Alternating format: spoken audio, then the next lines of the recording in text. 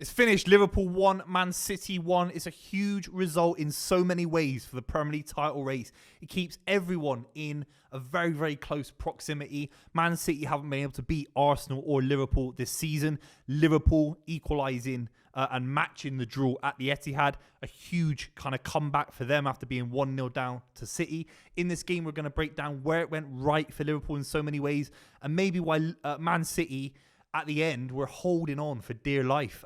Crazy game. If you're new to the channel, make sure you subscribe. Would really appreciate it. Obviously, tons of content coming around the Arsenal game after the international break. Absolutely massive. Let's just start off with how it went down in the first half. I think City had a far better control of the game in the first half than the second. The likes of Stones was popping the ball around comfortably. Rodri. I think Liverpool struggled with that amount of possession that City had in the first 20-25 minutes.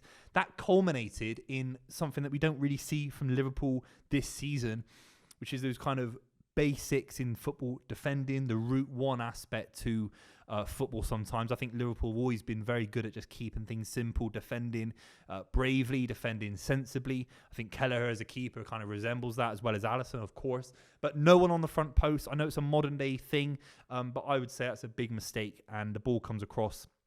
It's a great little ball from De Bruyne. It's a smart free kick. It's deliberate. I think there's a lot of people maybe suggesting that it isn't deliberate, or it was just it was kind of whipped in or whatever. I think he knew that John Stones was front post and he was unmarked. Nunes doesn't do enough. Should Nunes do better? I'm not so sure, because I think ultimately you just need someone on the front post. Even if you put Harvey Elliott there, he's probably the smallest player on the pitch, or Endo, someone that can just clear that. I think it's basics in football. You don't have to overthink football sometimes.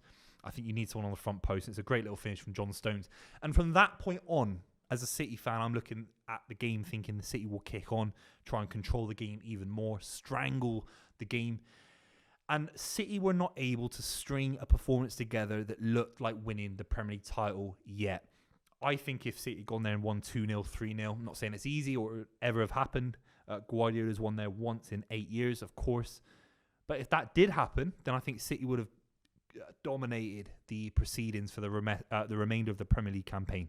And that didn't happen today. That's the facts. That didn't happen today.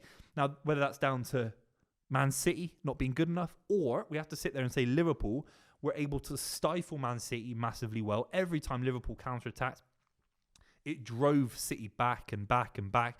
And Man City could never derive meaningful possession high up the pitch at Anfield. It never materialised. City really didn't have many shots on target, didn't really ever test Kelleher. In the first few minutes, there were quite a number of opportunities. De Bruyne had one on his left foot, but in the second half, there wasn't the pace, the energy in the game for City to get there. Now, that you can't be critical about City, because the record at Anfield, I said it in my preview on the channel, is rubbish. And if you get a draw at Anfield in any circumstance, especially against a title rival Liverpool, then it is a fantastic point, because City will now believe in all the big games at the Etihad that there'll be 3 points up for grabs. That unbeaten streak is still going. I think it must be in the 20s now of unbeaten. Haven't lost a game in so long that drawing 1-0 at Anfield is absolutely huge. But you can make a small critique of the side, where in the second half, I think City ran out of steam a little bit. And that is probably shown because of De Bruyne's frustration of being substituted. Clearly, Guardiola either thought a draw is a fantastic result, will keep Kovacic on for the status quo and keep it simple. And De Bruyne clearly thought there was a match there to be won. So maybe this is Guardiola versus player power. And Guardiola made the executive decision to say, let's keep a draw, let's get Doku on, maybe we can nick it, but we're not going to overtly try and win the game with De Bruyne. We're going to rest De Bruyne and use him as a longer-term option. And give him rest, especially with the international break coming up where things can get tricky for players. It's a huge few weeks, and City have got a draw, 1-1. Let's talk about the second half. If you made it this far, make sure you subscribe and obviously leave your comments down below what you thought about Liverpool today, because they got back in it. Obviously, Nathan Ake made a huge mistake with Ederson. Ederson never looked on it today. Obviously, went off with an injury as well. Looked like a very frustrated figure. Ortega came on after the penalty, I think it was, and wasn't bad at all. He's not the worst keeper in the world, but it looks like Liverpool and Man City got second choice keepers for the next few weeks potentially, which is interesting, especially with Arsenal having to change their keeper against Brentford. Obviously, David Raya will be back. Obviously, McAllister scores it. It's a great penalty. It was lifted. It was controlled. And you have to say that Alexis McAllister had an absolutely fantastic game. Alexis McAllister is turning into a player that Liverpool can really, really rely on. He's so smart.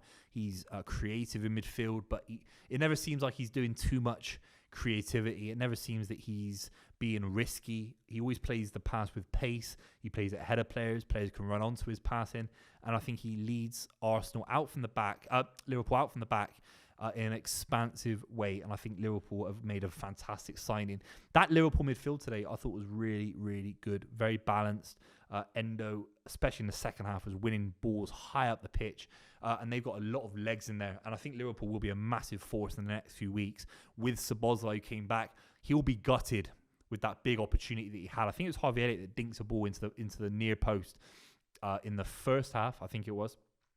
And Szoboszlai wasn't able to get his header on target. It was very reminiscent of the Núñez header against Nottingham Forest in terms of that kind of little dinked in left-footed pass into the box. And Szoboszlai wasn't able to kind of direct the pace of the ball towards goal. It went wide. So Liverpool certainly had their chances. Let's talk about them. Obviously, Diaz had a couple of huge opportunities.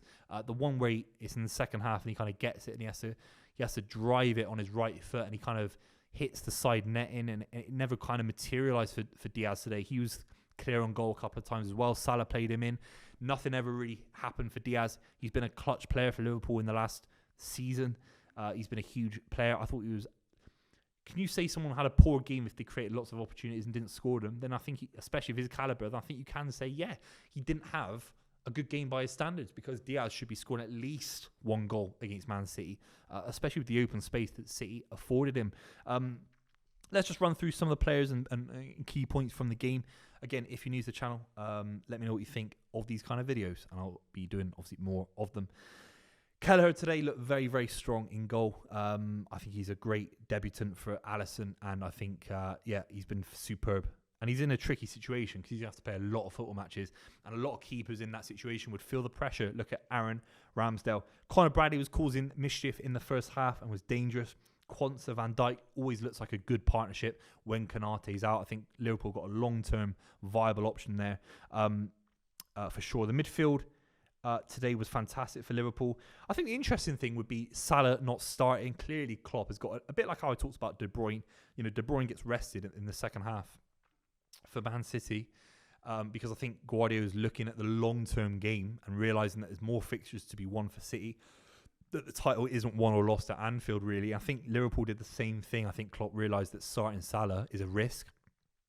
Let's use him in the second half, use his energy for 20 minutes, 30 minutes, and see if we can nick a goal. And he nearly played in Diaz, I think it was, nearly played in Diaz, who missed the opportunity. So it was Harvey Elliott who started in that position. I thought Harvey Elliott was actually doing really, really well. Tucked into midfield, he can kind of be a winger but come in and link up play. He's not got that pace to beat someone on the outside. With someone like Nathan Ake, it's hard to do. But someone like Conor Bradley was actually able to do that instead. So the Harvey Elliott kind of Conor Bradley connection worked for spells against Man City. I think Man City will be frustrated as Premier League champions going into this game 1-0 up. They couldn't hold on to the lead a little bit. I think keeping a clean sheet's been hard for City in recent weeks. There's been a bit of it feels like confusion. Yeah, I'm not gonna lie. It feels like confusion. Walker, Ake, Akanji at points, Rodri and John Stones. That unit that we saw win the Champions League last season. Different. It doesn't feel as solid as it did last season. But defenses come in and out of form just like strikers do. And I think this defense will get there eventually. Will it be enough to win the Premier League? I'm not sure. It's a very, very tough competitive field. But it's down to the attacking outlet for City this game. Haaland had one opportunity. He was running Van Dijk and put it on his left foot, and he kind of scuffed it. Basically, Haaland didn't have a game today. Didn't get involved too much, and that was down to Liverpool again. I think he's had really poor performances at Anfield, Haaland, and he's struggled in these games. And whether that's down to him or Liverpool being fantastic is a debate for another day. Really, it was Phil Foden's game today. I thought Phil Foden was running things from the right. Will he be frustrated that maybe he was played a little bit wider than Bernardo Silva? He wasn't always in the middle of the park influencing things like he'd like. for sure. And Phil Foden maybe in the second half didn't get the opportunities that he would have wanted. And then Julian Alvarez on the left, tucking in on his right foot. I actually think Liverpool adapted midway through the game, and we didn't see much of Alvarez at all until Doku came on, hit the post in the final minute as well. Huge opportunity there. So it's a 1-1 draw in the mini league between Arsenal, Liverpool and Man City. Man City are currently bottom because obviously Arsenal have beaten Man City. Liverpool have lost to Arsenal and drawn to Arsenal. So Arsenal are top of the mini table in terms of the three sides going for the table. Arsenal are the best. They're in the best form at the moment. They're outscoring everyone. They've got the best defence except for Aaron Ramsdale going in the league. And Liverpool are in there as well. They got the energy and they got the nous with Jurgen Klopp. It's a 3-horse title race. It's very flat. The margin is absolutely tiny. And that game hasn't really changed anything. It's kept everyone in it. And Arsenal fans must be absolutely gassed by that. Let me know what you think in the comments down below. Thank you so much for watching. If you made it this far, I would really appreciate it if you subscribe. And I'll see you very, very soon.